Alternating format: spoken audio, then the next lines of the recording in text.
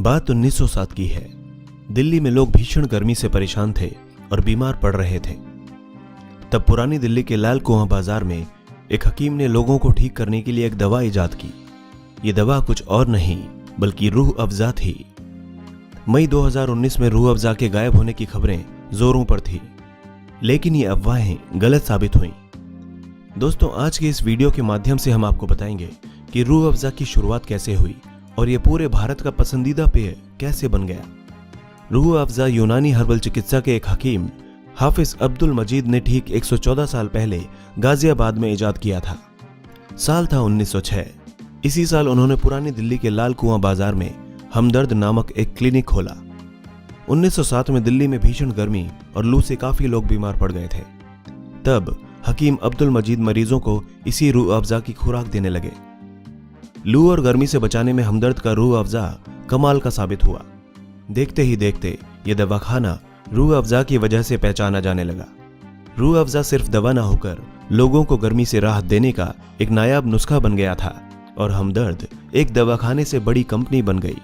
रूह अफ़ज़ा मुस्लिम परिवारों में खासा मशहूर हो गया था क्योंकि रमजान के दौरान रोजेदार इस ठंडे पेय को इफ्तारी के वक्त पीते थे।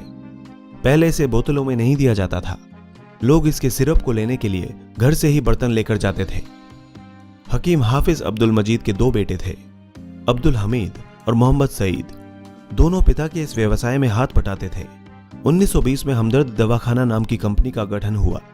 उस दौरान अब्दुल मजीद का निधन हो चुका था। 1947 में देश के विभाजन के बाद हमदर्द कंपनी भी दो हिस्सों में बंट गई। मोहम्मद सईद पाकिस्तान चले गए और उन्होंने कराची में हमदर्द की शुरुआत की, जबकि बड़े बेटे अब्दुल हमीद मां के साथ हिंदुस्तान में ही रह गए। बाद में अब्दुल हमीद के भी दो बेटे हुए, अब्दुल मोईद और हम्माद अहमद। 1948 में हमदर्द कंपनी को वक्फ यानी चैरिटेबल बना दिया गया और मुतवल्ली यानी प्रबंधन निदेशक अब्दुल मोईद को बनाया गया, जबकि हम्माद अहमद मार्केटिंग का काम देखने लगे। 1948 की वक्फ डीड थी, लेकिन 1973 में एक संशोधन किया गया और बड़े बेटे अब्दुल मोईद को चीफ मुतवल्ली बना दिया गया, जो वक्फ का फाइनेंस, अकाउंट, प्रोडक्शन सब कुछ देखने लगे। शुरुआती दौर में प्रोडक्शन सीमित मात्रा में होता था। फिर कंपनी ने 1940 में पुरानी दिल्ली में, 1971 में गाजियाबाद और 2014 में गुरुग्राम के मानेसर में प्लांट लगाया। अकेले इसी प्लांट से रोजाना 1000 बोतल रूह अफ़ज़ा का उत्पादन होता है। 1948 से हमदर्द कंपनी भारत, पाकिस्तान और बांग्लादेश में रूह अफ़ज़ा का उत्पादन कर रही है। रूह अफ़ज़ा के अलावा कंपनी के जाने माने उत्पादों में साफी, रोगन बादाम शेरीन और पचनौल जैसे उत्पाद भी शामिल हैं। द हिंदू बिजनेस लाइव की 2018 की एक रिपोर्ट के मुताबिक 2018 के वित्तीय वर्ष में कंपनी का टर्नओवर 700 करोड़ का था, लेकिन हमदर्द के चीफ सेल्स मंसूर अली का कहना है कि गर्मी में 400 करोड़ के इस ब्रांड की बिक्री 25% बढ़ जाती है। अब्दुल हमीद होली और ईद की दावत देने लगे। ईद में कबाब और होली में गुजिया खास होती थी। इन त्योहारों में सभी धर्मों के लोग आते थे।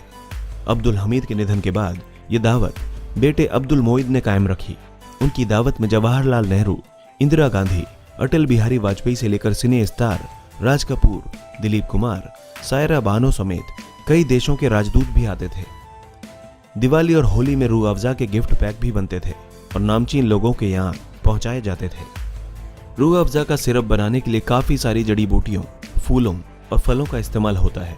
इसमें पीसनेल, चिक्सर, अंगूर किशमिश, यूरोपियन सफेद lily, blue star water lily, कम, बोरेज, धनिया जैसी जड़ी बूटियां होती हैं।